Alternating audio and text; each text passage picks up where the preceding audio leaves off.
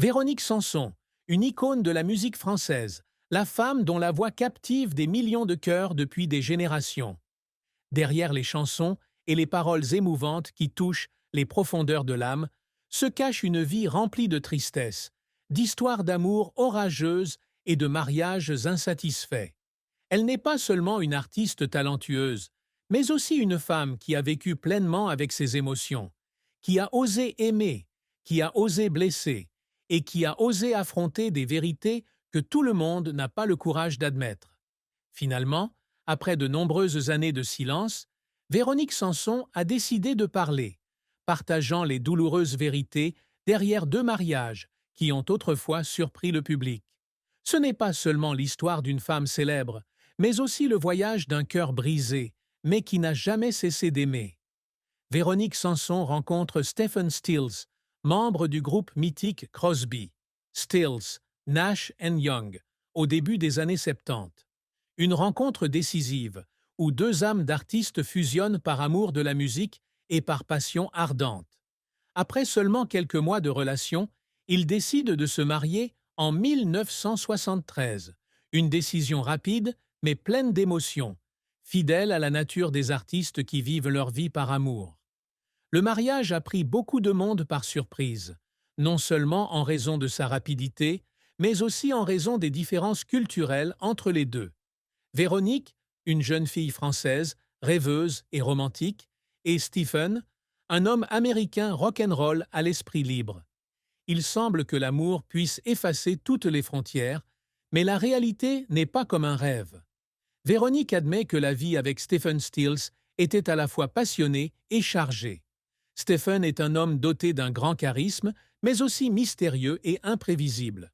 Elle a dit un jour, « C'est la personne que j'aime profondément, mais aussi celle qui me fait le plus mal. » Les fêtes nocturnes de Stephen, la présence d'autres femmes et sa personnalité impulsive ont brisé le cœur de Véronique à de nombreuses reprises. Leur mariage est progressivement devenu une relation pleine de conflits. L'amour et la déception s'entremêlent, provoquant l'éloignement progressif des deux. Véronique a avoué un jour qu'il y avait des nuits où elle pleurait silencieusement, seule, lorsqu'elle réalisait que l'homme à côté d'elle n'était plus l'homme qu'elle aimait autrefois. Mais elle a quand même essayé de s'accrocher à ce mariage pour le bien de leur fils, Chris Stills. Finalement, après 7 ans d'essais et de souffrance, Véronique décide de quitter son mariage avec Stephen Stills en 1980. Une décision douloureuse mais nécessaire pour se libérer d'une relation dommageable. Je ne l'ai pas quitté parce que je ne l'ai plus aimé. Je suis parti parce que je ne pouvais plus continuer à me faire du mal. Mariage avec Pierre Palmade. Un choix inattendu. Après l'échec de son mariage avec Stephen Stills, Véronique Sanson a passé des années à essayer de trouver un équilibre dans sa vie. Lorsqu'elle épouse Pierre Palmade en 1995, c'est une décision qui surprend le public. Pierre est un comédien célèbre, de près de 20 ans son cadet, et complètement différent des hommes avec qui elle a été. Véronique avoue que sa relation avec Pierre a commencé comme une bouffée d'air frais dans sa vie.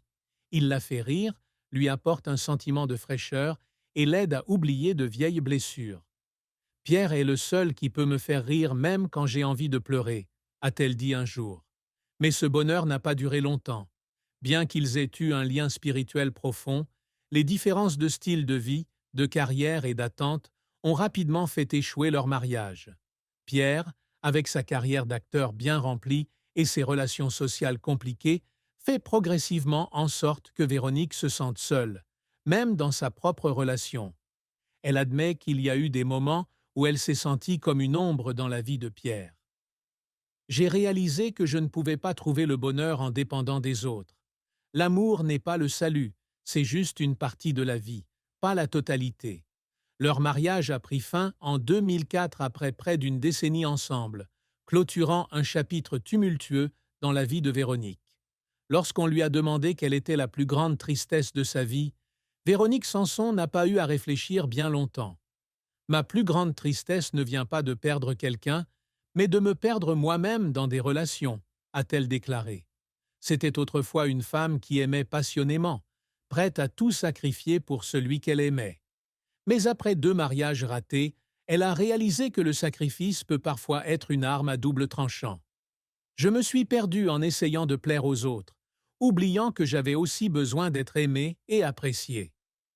La plus grande tristesse de Véronique n'est pas seulement l'amour brisé, mais aussi les moments de solitude.